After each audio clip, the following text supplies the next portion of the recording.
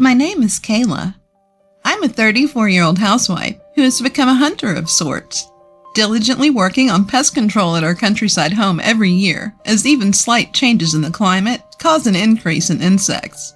In the past, I could easily say things like, "Bugs are so scary, gross," without any shame. But now that I'm over 30, I'm emotionlessly swatting them left and right.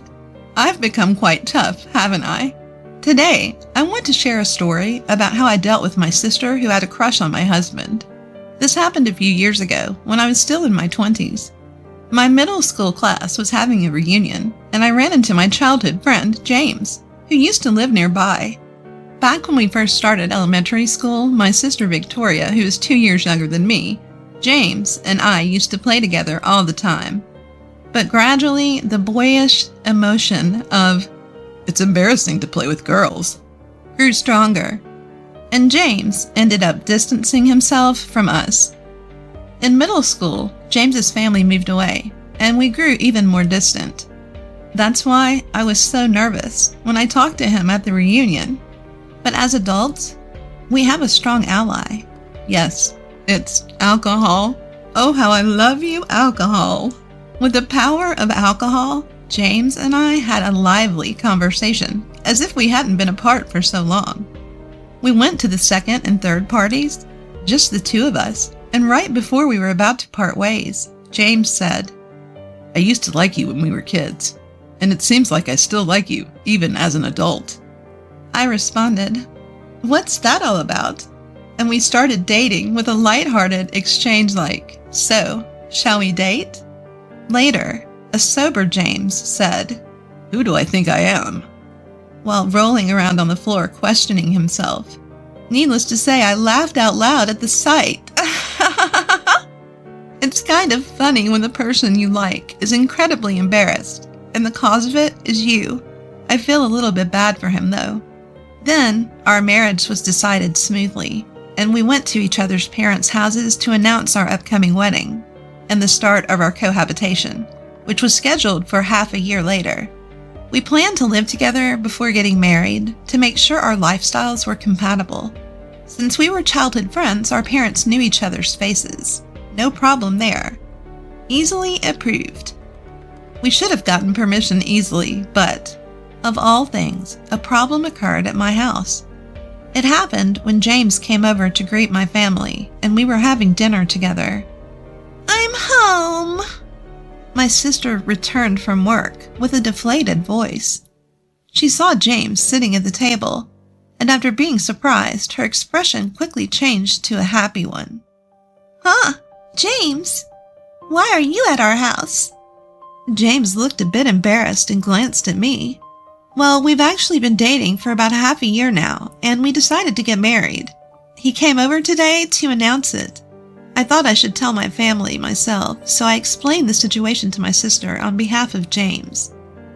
The moment I told her, my sister's face turned sour, as if she had bitten into a bitter bug. "All right, I'm tired, so I'm going to bed. Bye." With that, she hurriedly went into her room and slammed the door shut. Wow, that was unpleasant. I looked at James, worried that I might have upset her. But he gave me a reassuring smile and said, "Don't worry about it. Just to clarify, my sister isn't usually like that. There must have been something about my upcoming marriage or cohabitation that bothered her. But even our parents had no issues with it, so why was my sister so upset?" Not understanding her feelings, I wondered whether I should directly ask her after James had left. When I was about to take a bath, I ran into her in the hallway. I stumbled over my words as she glared at me with a fierce expression. "I never thought you'd marry James. I've always loved him too. I'll never forgive you." With those furious words, she stormed off, her footsteps echoing angrily down the hallway. Her unexpected confession left me stunned. Really? She loved James too? I couldn't help but feel like this was something out of a daytime drama. I spent a sleepless night thinking about it, but eventually reached a conclusion. Did it really matter if my sister loved my fiancé? After all, we were already engaged. If James had said he loved my sister, it would have been a different story. But that wasn't the case. More importantly, if she had loved him since they were kids, she should have told him her feelings much earlier. It was her own fault for not doing so, and blaming me for it was misguided. I knew she might become more hostile, but I decided to let it slide, like a big-hearted older sister. Normally, this would be a heavy situation, but I chose to take a more optimistic view. Still, I was unsure whether to tell James about it. My sister's feelings could become known to him, but if I didn't tell him, he'd feel uncomfortable every time he came over without knowing why. So considering him as a party involved, I decided to tell him everything. If there's anything I can do, let me know. It doesn't seem like there's much I can do, though, James said, concerned about me. Well, it's a sisterly issue. If my sister tries to attack me, I might ask you to be my shield. Hey, don't joke about that. So that's how we decided not to think too deeply about it. Neither of us had any intention of changing our decision to marry, and it wasn't an issue we could convince my sister to understand. So, our choice was to leave it be. As expected, my sister's attitude toward me became much colder after that. On the first day, when I went to take a bath after her, I found that she had drained the bathtub. Ha ha ha! This isn't a big deal. There's always the shower. Honestly, I can even joke about my sister's petty attempts at annoying me. However, it was a bit much when she hid my makeup and wallet before work. I don't have time for a treasure hunt in the morning. I desperately searched, trembling at the thought of being late. Thanks to being late for work, twice in 1 week, I barely made it in, and my boss looked at me with cold eyes and said, "Is it because you're getting relaxed now that you're getting married?" Unforgivable. But no, I'm her older sister. I should forgive her. Or should I? Our parents were initially unaware of my sister's antics, but eventually, they noticed something was off when she started hiding valuables. My mom scolded her, saying, "Why are you acting so childish?" Well, it seems like the person herself probably didn't think much of it and just thought, "What a pain." But the problem was our dad. Dad had always favored my sister because he had to care for her as a baby when Mom fell ill. There was a tendency for him to dote on and have a preference for his younger daughter over me. Basically, he has developed a motherly instinct due to his experience with child rearing. I wouldn't say that I don't understand his feelings. I have the same feelings because I also grew up thinking of my younger sister, who went through tough times, as cute. If you're talking about an experience where I was compared to my younger sister and came up short, yes, that's right. The only time I felt my sister was favored over me was when Dad chose to go to the aquarium instead of the amusement park as I wanted. My mother was someone who would ask me if I wanted to go to the amusement park, so I don't have any painful memories of feeling inferior because of my father's preference for my younger sister. But if my mother had not been that kind of person, I would have felt a strong sense of inferiority. And to make matters worse, my friends at the time would say things like, "Your younger sister is more loved." So I just thought that there was some imbalance of affection everywhere. Well, maybe it's just my naturally optimistic personality. If there's someone who can bring me down, I'd like to see them try. Or something like that. But this time, Dad sided with my sister. It seems that she was talking about how my older sister took my boyfriend.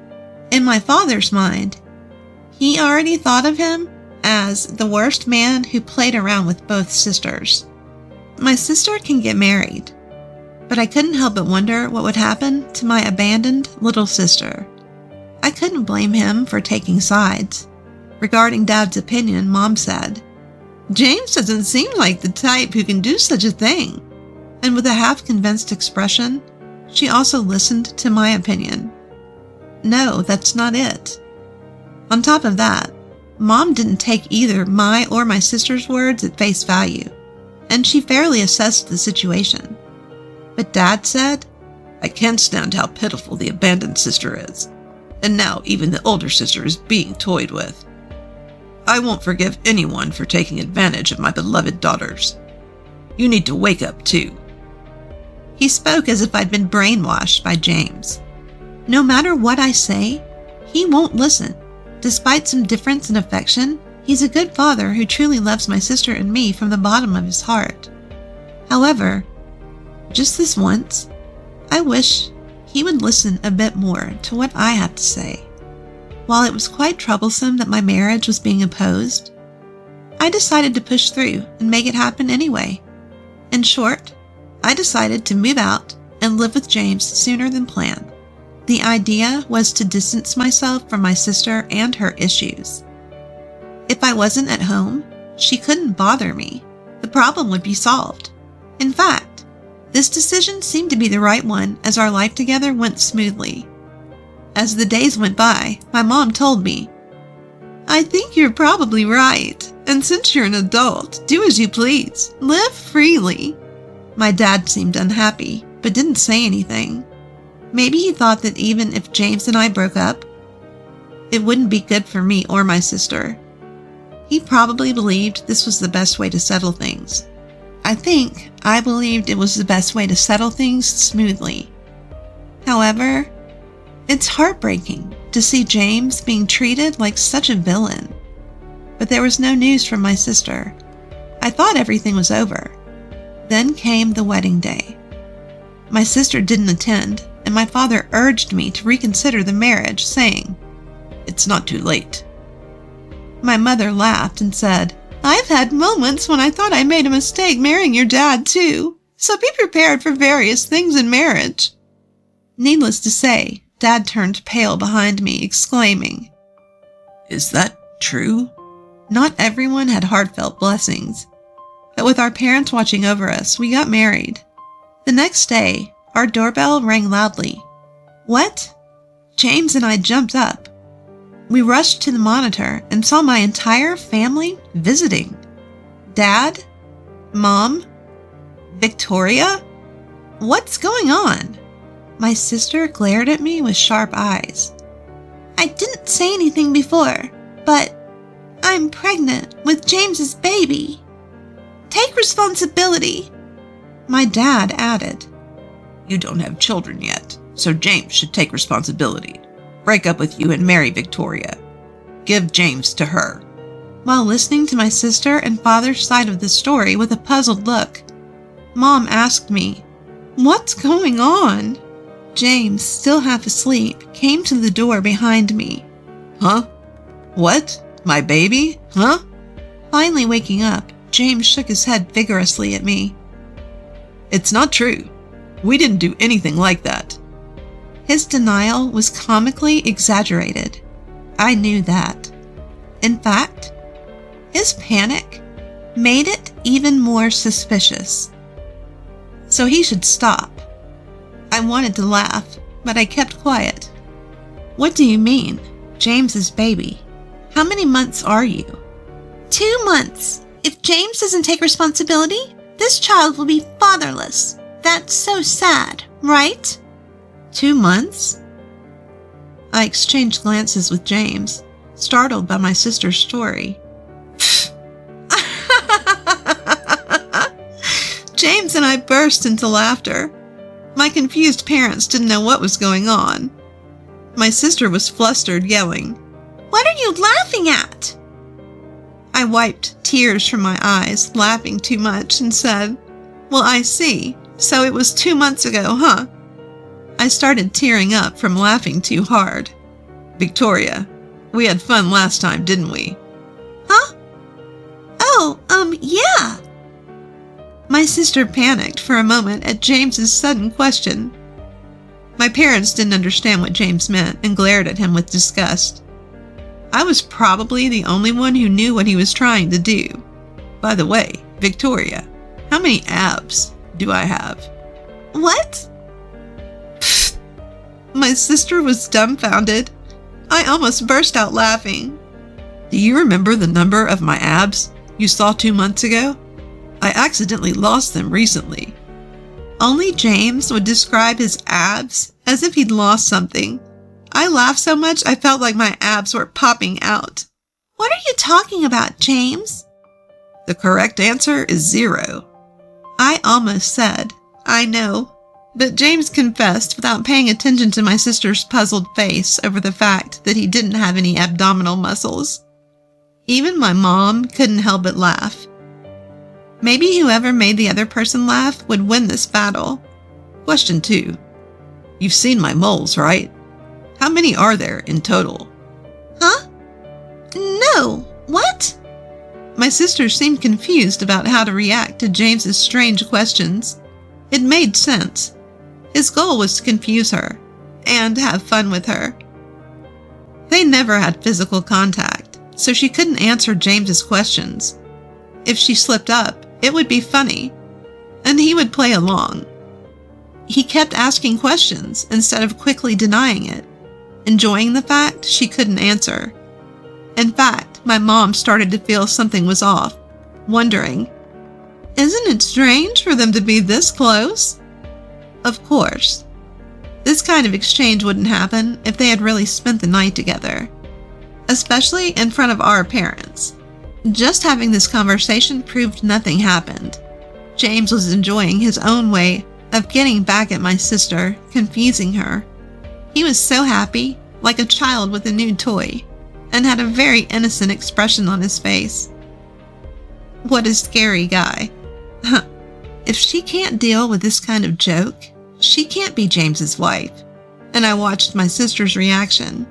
She finally answered question 2 with desperation. 10, maybe?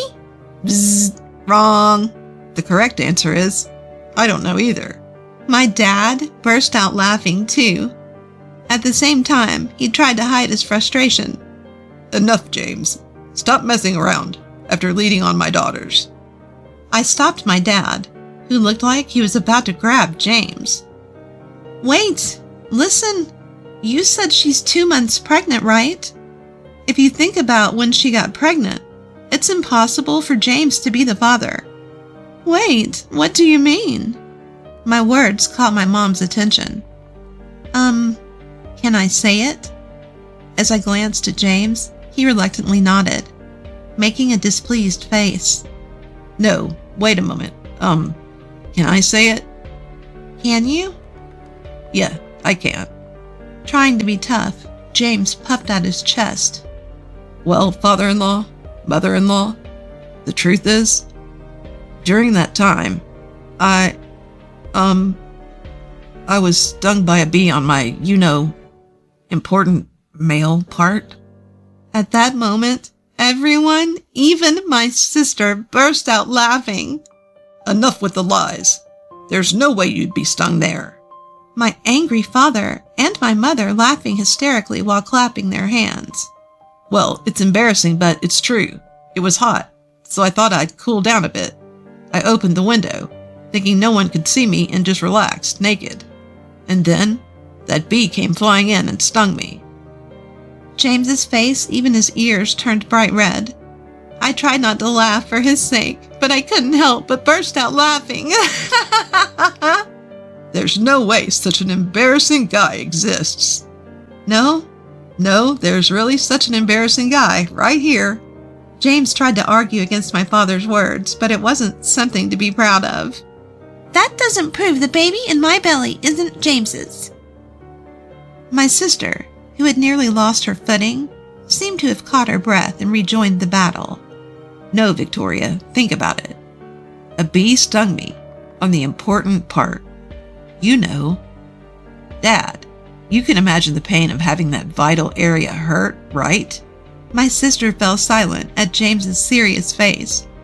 My dad, who'd been imagining the situation, looked down while gently holding his crotch. He tried to make a stern face, but it was clear he was starting to believe James's words. It's a really important, delicate area for men, so it was tough, I even called an ambulance. I was more embarrassed to be the one who sympathized. I couldn't help but retort at James's story. I had a fever and it was terrible. If someone made a baby in that condition, they'd have real extreme tastes. I could even ask the hospital that took care of me. My mom burst into laughter at James's quiet words. James, you used to take off your swimsuit when playing in our plastic pool, didn't you? Come on, show me the place where you were stung. Laughing loudly, my mom approached James with her hands rubbing together. What? It's already healed, so there's no evidence here. Why would I show you something like that?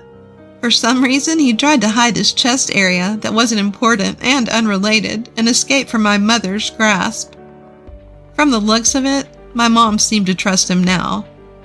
I felt relieved. James, on the other hand, didn't seem to feel relieved in that. Well, yeah, I can sympathize with that as a man. I don't think anyone would make up such an embarrassing lie, and there's no need to check with the hospital. At that moment, my dad had kind eyes, as if he were respecting James's last shred of pride. I saw an expression I've never seen before. Ironically, because of where the sting was, understanding from living together seemed quick. I wonder if this also applies to the benefits of injury.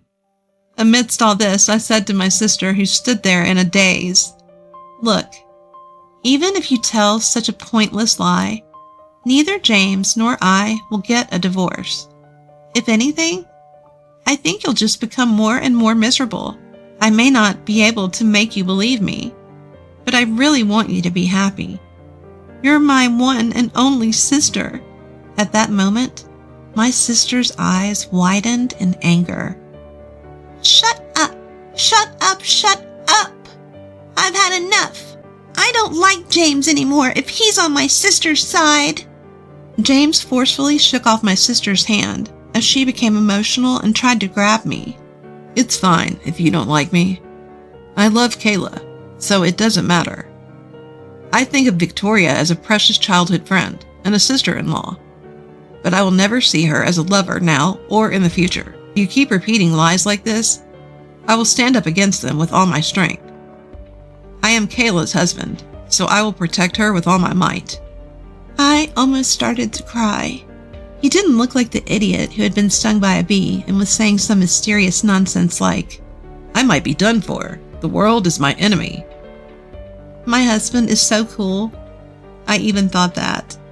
My father, seeing the situation, said, Victoria, if you are really pregnant, show us some evidence, like a medical history.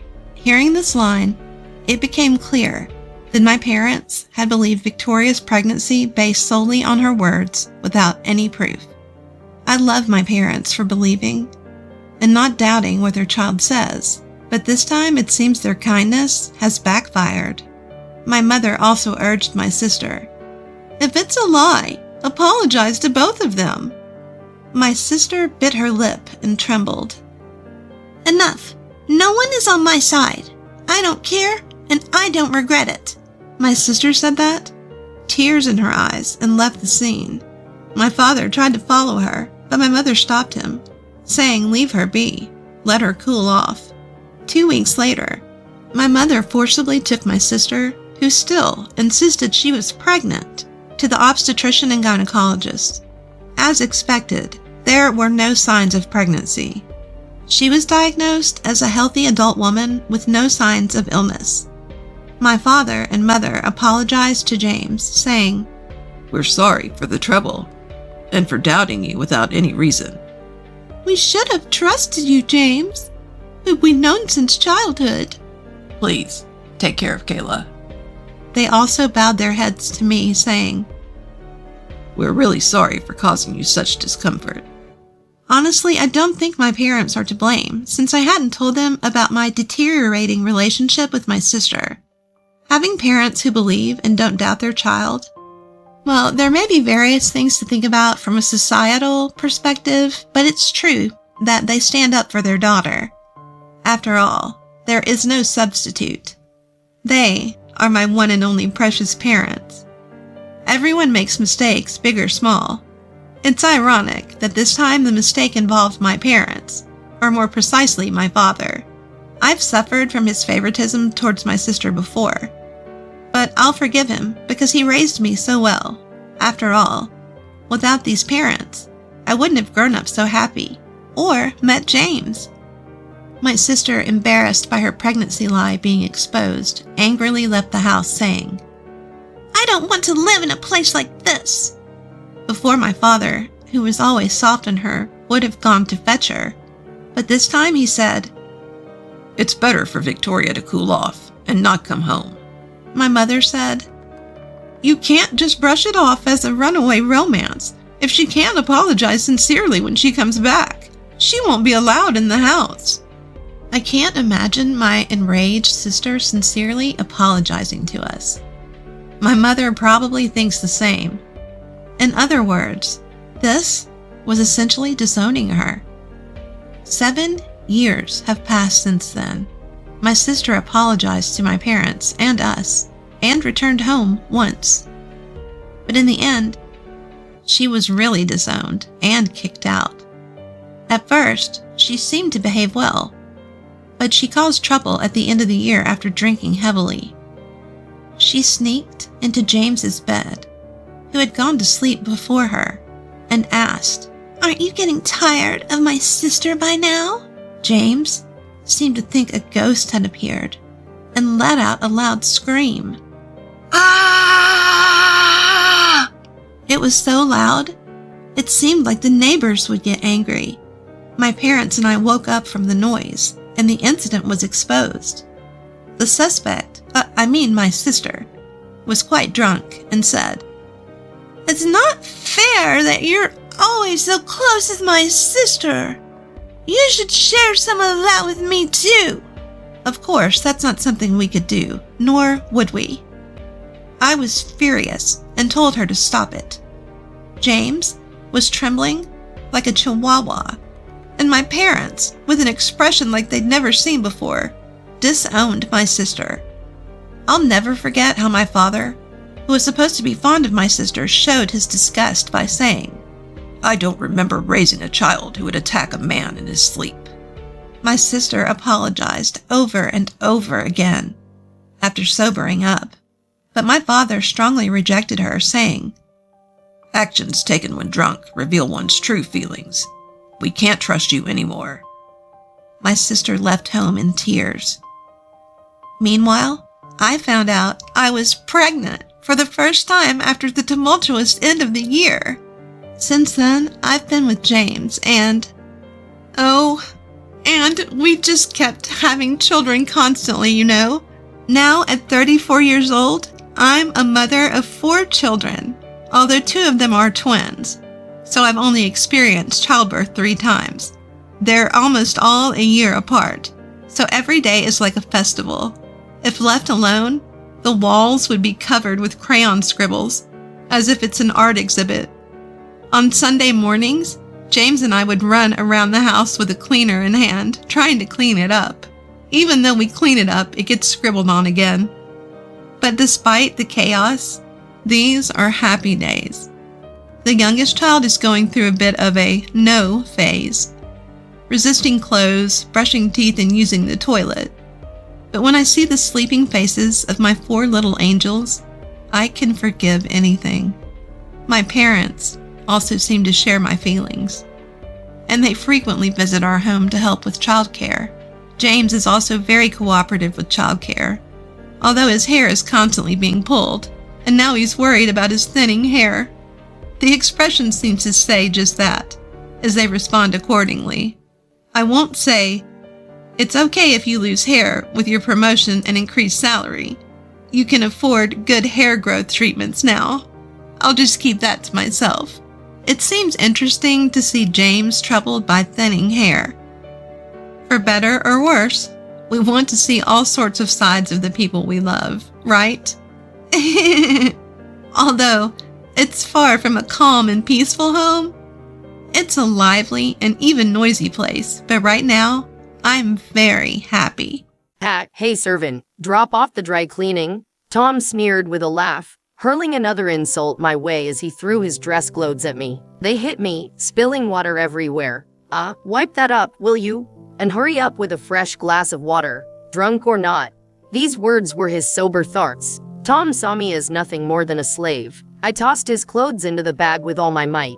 That's when I noticed something peeking out from the pocket. Taking it out, I unfolded the crinkled paper with a rustle. Well, if he wants it out, I'll take it out. It wasn't so much about what it was, but to me, it felt like a ticket to freedom. I felt liberated from all the irritation and dissatisfaction I had towards him. I just up and left the house. And then, I filed that divorce paper at the courthouse. My name is Ann Davis. I'm 50 years old with 2 kids. The kids were born, a girl first and then a boy. A daughter, Rosa, and a son, Scott. Tom's parents and I never got along, even when we were just dating. They seemed to dislike me, but I loved Tom and thought I could be happy with him. My parents were concerned and opposed the marriage, but I went ahead, almost eloping. We then started our life together in a small apartment. However, Tom was always unhappy about how we had to marry in such a rush. Did we really have to abandon our parents to get married?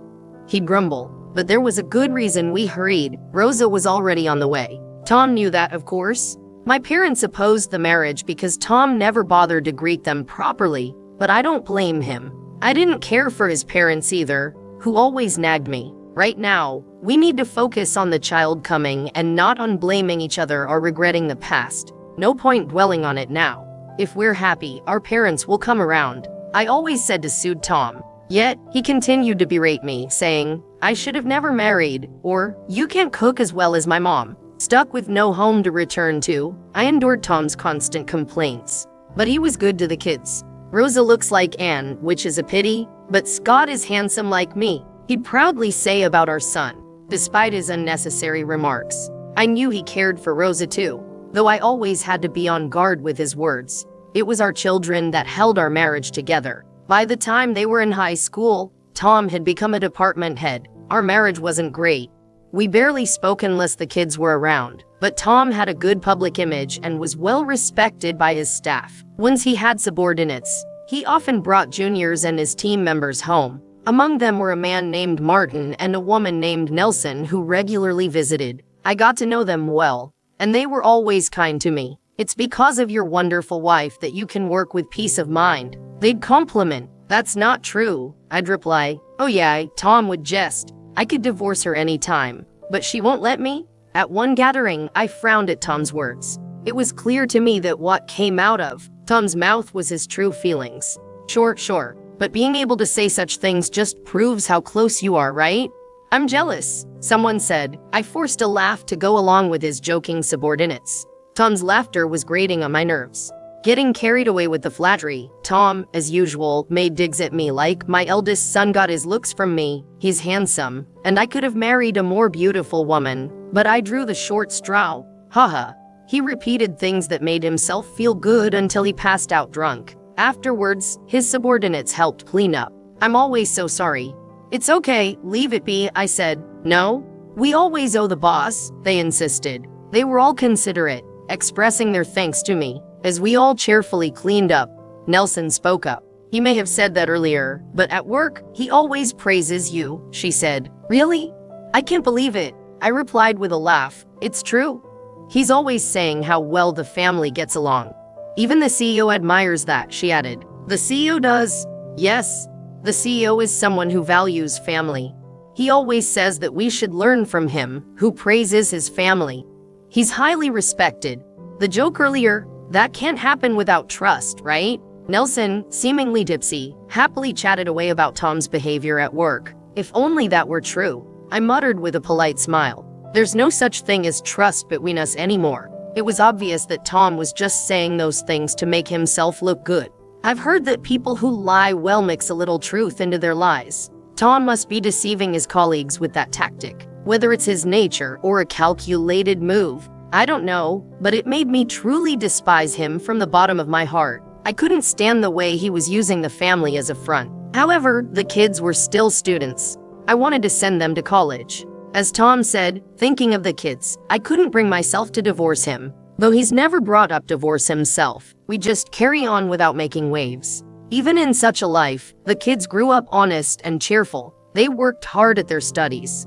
After graduating from a local college, Rosa got a job at a nearby company and commuted from home. 3 years later, Scott, having left for college, got a job locally and decided to return home. I was genuinely happy that the kids were coming back. Once they started working, I felt like a weight had been lifted off my shoulders. Then there was more good news.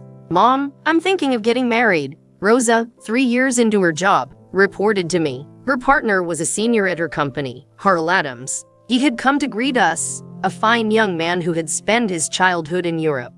He seemed very intelligent. Tom was all for the marriage, and Rosa immediately started preparing. The wedding was to be a casual garden wedding. Normally, I'd wear a formal dress and Tom would be in a morning suit, but the guests will be in casual attire. So a dress for me and the suit for Tom will be just fine. I meticulously selected my dress for Rosa's special day. I wanted to buy Tom a new suit, but he insisted his was fine. Reluctantly, I brushed his suit and repaired a loose thread, looking forward to the wedding. On the wedding day, blessed with good weather, the ceremony began surrounded by lovely greens and flowers. Tom's longtime subordinates, Martin and Nelson, who had always been fond of Rosa and Scott, attended, and I thanked them for their presence. At the reception, which was a standing party, I mingled with Rosa's friends and colleagues, enjoying the happy moment. Tom seemed to be having fun, but perhaps he got carried away with the alcohol because he started ordering me around. Hey, Anne, give me a drink. There was no need for him to ask me. Waiters were roaming the venue. It was embarrassing how he called out to me from afar when a quick look around would have sufficed. I'll get it for you. Martin and Nelson were there to back me up.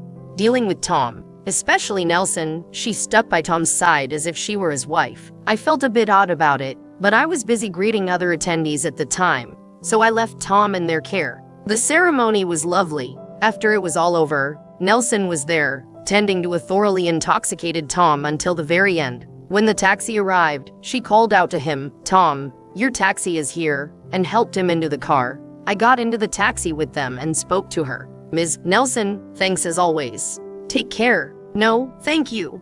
Looks like it's going to be a long night." "Huh, be safe," she replied. I laughed at her words, taking them as a joke because Tom was drunk. But her gaze was on me, not Tom. I felt that odd sensation again, but I just said goodbye and went home with Tom. Scott and Rosa headed off to the after party, and it was just the two of us returning home. Tom managed to walk into the house by himself, perhaps cheered up a bit by the sleep in the taxi. Usually, we don't talk much, but that night, maybe because he was more drunk than usual, Tom wouldn't stop talking. Now that Rosa's married off, I was worried would become of her since she's like you. Haha. Good thing she's married off well. As usual, he put me down while sprawling out on the couch. "And water?" he ordered arrogantly. I sighed inwardly as I went to get him a glass of water. "Here's your water. If you're going to sleep, take off the suit. It'll get wrinkled," I said as I placed the water on the table. Getting up, Tom started taking off his suit. "You're really useful, you know that? You do everything I say." "Haha, useful. There's no need to talk like that, even if you are drunk." Hey servant, take this to the cleaners." Tom sneered, hurling more insults as he threw his dress clothes at me. They hit me, spilling water. Wipe that up, will you? And hurry up with a fresh glass of water, drunk or not." These were his true feelings. Tom saw me as nothing more than a slave. I stood there, unable to contain my anger at his behavior. But that anger didn't last long. In front of me, Tom was snoring loudly, asleep, and I felt an astonishing emptiness. I realized I had become so indifferent to Tom that I no longer felt love or even hatred for him. After that, I picked up the dress clothes as if on autopilot. His pants were off too. I picked them up. I carried them to the bedroom and in front of the bag for the cleaners. Irritation surged in me again. Angrily, I threw the suit into the bag with all my might. That's when I noticed something sticking out of the pocket. "What?" I muttered to myself as I took it out. I unfolded the crinkly, folded paper. Looking at the unfolded paper, I covered my mouth in shock. Then I remembered Nelson's words about it being a long night. So that's what she meant. Realizing this, I couldn't help but smile. "This here means I can submit it, right?" I said, feeling my voice dance with irony. The piece of paper in front of me. It was a divorce paper, coming out of Tom's suit pocket, already filled out by him, no less. Tom had already filled it out diligently. Yay, surely that's what it means. He's asking me to submit it, so I will? To me, It seemed more like a ticket to freedom than anything else. I felt like it would free me from all the irritation and dissatisfaction with Tom. It was still only 8 p.m. The dry cleaners was still open. I took the dry cleaning and the divorce papers and left the house. After dropping off the suit at the dry cleaners, I headed straight to the courthouse. Please process this. I cheerfully handed over the hastily completed divorce papers at the 24/7 service counter and then headed home. I quickly packed my essentials. Taking only what I needed and leaving Tom, who was still snoring loudly, I left the house. For the time being, I stayed at a hotel, soaking in a big bath and sleeping in a soft bed until morning. However, the next morning, my phone was flooded with calls, all from Tom. I wondered when was the last time we even talked on the phone. We usually just exchanged messages when necessary. It felt like it had been ages since Tom had my number saved on his phone. Yes? Where are you? As I was pondering this, another call came in. I reluctantly answered, and Tom sounded panicked. He must have been surprised to wake up and find me gone. The spilled water was still there, a clear sign something was amiss in the house. Where am I? At a hotel, I replied. A hotel? We came home together, didn't we? Your clothes are gone, water spilled everywhere. What's going on? From his words, it was clear he didn't remember what he said last night. I sighed and explained. You told me to take the suit to the cleaners, and inside it, there was a divorce paper. I thought that meant you wanted me to file it, so I did. Haha. What? What do you mean? What do you mean? It means exactly what it sounds like. I filed the divorce papers, so we're no longer married. Thanks for everything. Haha. Tom started yelling over the phone. What the hell? How could you do something like that on your own? Do you even realize what you've done? I was surprised by his reaction. But no matter how much Tom raged on the phone, it didn't bother me. Stop being so loud so early in the morning. I'm about to have breakfast at the buffet. Why? There probably wasn't anything ready to eat at home. We always had traditional breakfasts, so no bread or cereal, just uncooked rice. Rosa would be at the hotel with her husband after the wedding, and Scott probably wouldn't wake up until afternoon after drinking late. Tom must be panicking alone at home without any food. With that thought, I savored my delicious breakfast. After breakfast, I quickly went to look for an apartment. I didn't have the luxury of choice. I needed to find a place to move into fast. Luckily, I found an apartment just a few doors down from Rosa's new home. Moreover, the real estate agency was looking for a part-time employee. I found both a home and a job that day and was grateful to the agency. On my way back to the hotel, Scott called. Mom, where are you? Dad's making a fuss. I had been ignoring Tom's calls. So, Tom must have possibly woken Scott up to call me. He still sounded half asleep, his voice groggy. I divorced your father, haha. I'm leaving the house, so take care, okay? What? Suddenly? What do you mean? Scott sounded surprised by my statement. Either way, I needed to explain things properly to the kids so they would understand. I decided to call Rosa that day and explain everything at home. What's going on, calling me all of a sudden? Rosa sounded anxious. Understandably so. Despite the joy of her wedding day yesterday, she was being summoned home today. She's no longer a child. She must realize it's not just small talk. I felt sorry for her, but my parenting days were over. Being a parent is forever, but I no longer wanted to live as anyone's slave. I wanted to live as my own person. I knew it wasn't wrong to want that, yet I couldn't shake the feeling of guilt towards my children. Suddenly divorcing. What does that mean? Divorce? Both kids questioned me, and even Tom chimed in, playing the victim. It's unbelievable, right? Convince your mom.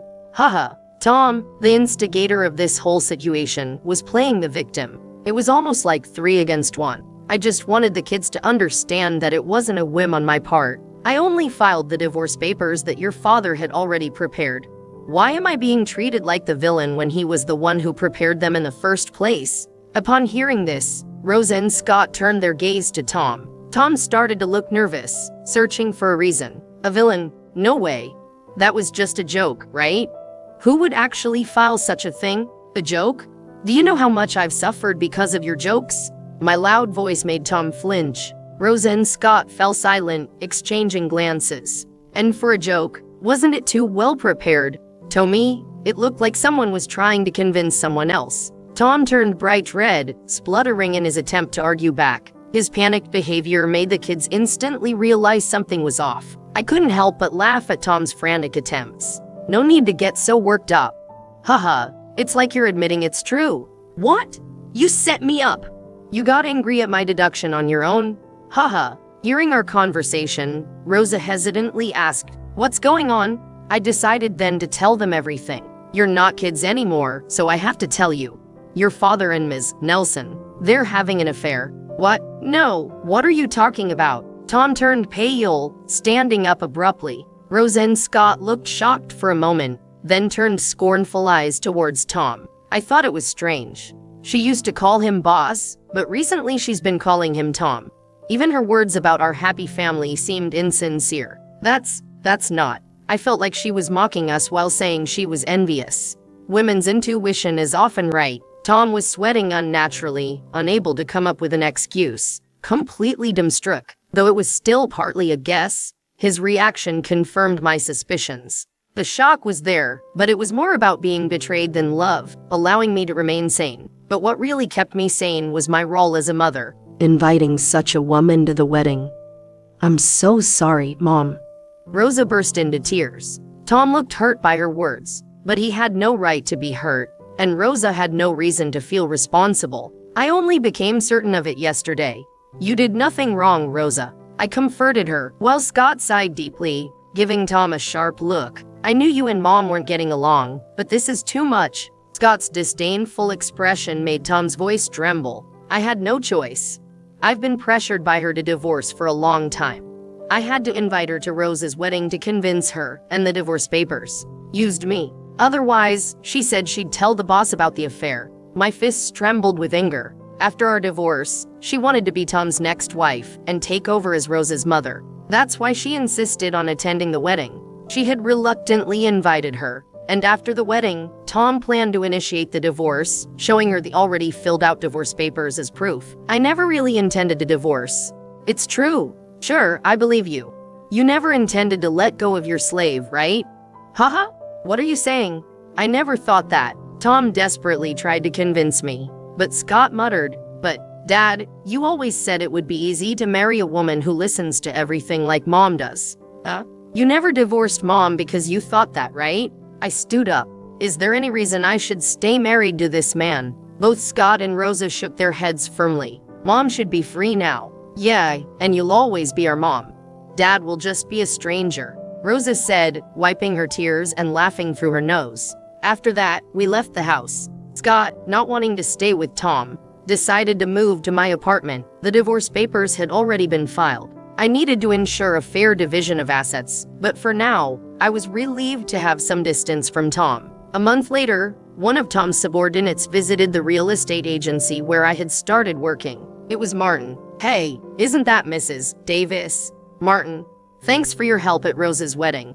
What brings you here today? I broke up with my girlfriend and thought about moving for a fresh start, so I came to look for a new place. Martin smiled awkwardly and sat down in front of me. Oh, is that so? I'd heard him talk about his girlfriend a few times. He seemed to care for her deeply, but it didn't work out. I tried to cheer him up with a smile. We found a potential place, but as it was lunchtime, and the viewing staff was out, we made an appointment for another day. By the way, when did you start working here? Boss never mentioned it. Oh, I got divorced. What? But the boss was talking about planning a family trip just last week at the dinner with the CEO. Martin was surprised. So was I. He was still spouting such nonsense. Surely, if I kept silent, he would continue using our family to get close to the CEO. I decided to tell Martin everything. Tom and Ms. Nelson. Unbelievable. Martin turned pale. His reaction was odd. He slowly started talking. My girlfriend was Iris. Iris? Ms. Iris Nelson. I gasped. I never imagined that Nelson and Martin were dating. Martin muttered, I can't forgive them. I watched him silently. Mrs. Davis. I can't forgive them. I will tell the boss. His determined gaze met my nod of agreement. I felt the same. I didn't want to be used by Tom again. Martin left the store, saying he'd come back for the viewing another time. He had my contact details from Rosa's wedding. I knew he would get in touch eventually. That day, after finishing work and on my way home, I got a call from Martin. Mrs. Davis? I told the CEO. His voice was full of energy, a stark contrast to earlier, making me smile. The CEO was furious, betraying his family and having an affair with a subordinate. Both of them are going to be disciplined. Really? That's great. Now we won't be used by him anymore. Those two deceived everyone, the family, the staff, the CEO. They just called him into the CEO's office right after me. Haha. I chuckled, imagining the scene. Even though they were no longer my concern, part of me couldn't accept them getting away unscathed. Thank you, Martin. You'll definitely find happiness. I said that to him, feeling like it was something I also wanted to hear. Soon, Tom and Nelson's affair spread throughout the company. Tom, who had always boasted about his happy family life, turned out to be a scoundrel messing around with a subordinate. He got demoted 3 levels from a department head to a regular employee. At home, there was no family waiting for him. A man over 50, now without a clear path forward. Nelson, apparently embarrassed by the attention, resigned. She was around 35, I think, a pathetic woman who ended up unemployed after meddling with a married man in her mid-30s. Their relationship also ended. Such an unhealthy relationship couldn't last. Nelson tried to reach out to Martin, but he firmly rejected her, feeling relieved. His reaction made me feel relieved too. Since then, Scott and I have been living peacefully in our apartment. 2 years have passed, and Scott told me he's getting married. Just when I thought I'd be alone, he said, "Mom, let's live together." Now, I'm looking forward to the birth of my grandchild with Scott and his wife. Rosa, too, is doing well as a mother of 1, and our family is growing. I finally reached out to my elderly parents to tell them about the divorce. They invited me to visit with the kids, and I feel endlessly sorry and grateful to them. I want to make up for my past neglect by being a good daughter from now on and continue being a supportive mother to my children. Thank you for watching the video all the way to the end. If you resonated with the content, please leave a positive rating and a comment.